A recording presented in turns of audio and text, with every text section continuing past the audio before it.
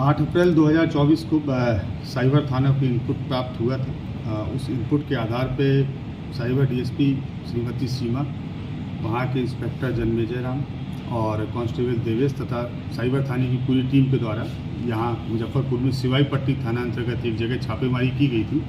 वहाँ से 4 अपराध कर्मियों की गिरफ्तारी की गई है, जिसमें से एक का नाम आयुष है, दूसरे का नाम रवि है, तीसरे का नाम निशांत है और चौथे का नाम हिमांशु है। इन चारों ही अभियुक्त कर्मियों के पास से एक लैपटॉप और कुछ मोबाइल जब्त किए गए। जब इनके लैपटॉप और मोबाइल की जांच की गई तो ये चारों ही अपराध कर्मी एक साइबर फ्रॉड की प्रक्रिया में संलिप्त पाए गए।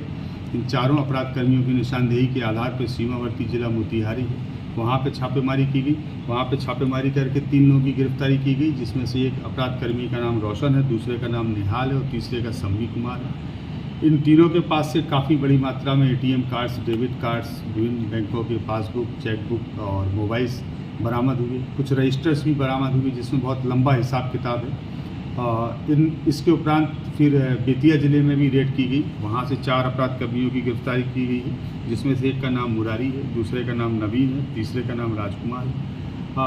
इस प्रकार से कुल 11 अपराध कर्मियों की गिरफ्तारी की गई है। इन 11 अपराध कर्मियों के पास से लगभग 93 लाख रुपए को हम लोगों ने अभी फ्रीज कराया है, जो साइबर फ्रॉड की मनी है।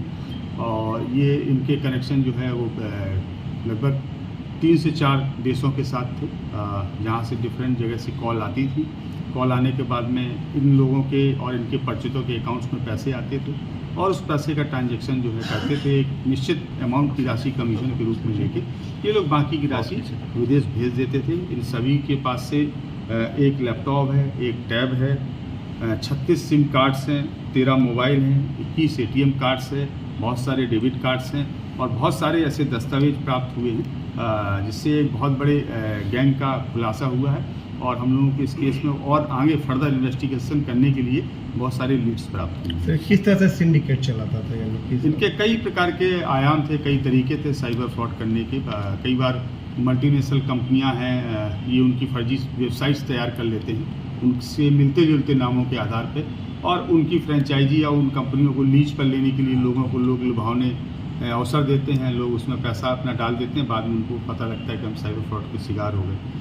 कई बार पब्लिक को कॉल करके बोलते हैं कि पुलिस ने आपके किसी परिजन को गिरफ्तार कर लिया है, उनको छुड़ाने के लिए एक निश्चित राशि का अमाउंट मांगते थे लोग। कई बार किसी बड़ी जो कुरियर कंपनी है, कुरियर कंपनी के सर्विस प्रोवाइडर बन के उनके रूप में फ्रॉड का शिकार लोगों को कर देते हैं। किन-किन देशों में सर? चूँकि अनुसंधान प्रभावित नहीं हो, इसलिए अभी उन देशों का जिक्र करना ठीक है। इनमें से कोई इसका मास्टरमाइंड? हाँ, इसमें से 2 अभियुक्त हैं जो जिनका आपराधिक इतिहास भी है, वो पूर्व में भी जेल गए हैं, जिसमें से एक अभियुक्त का नाम नवीन है और दूसरे का नाम मुरारी है। ये बिहार के बेतिया से भी जेल गए हैं। इसके अतिरिक्त वर्ष 2023 में मध्य प्रदेश के भोपाल से भी साइबर फ्रॉड में जेल गए।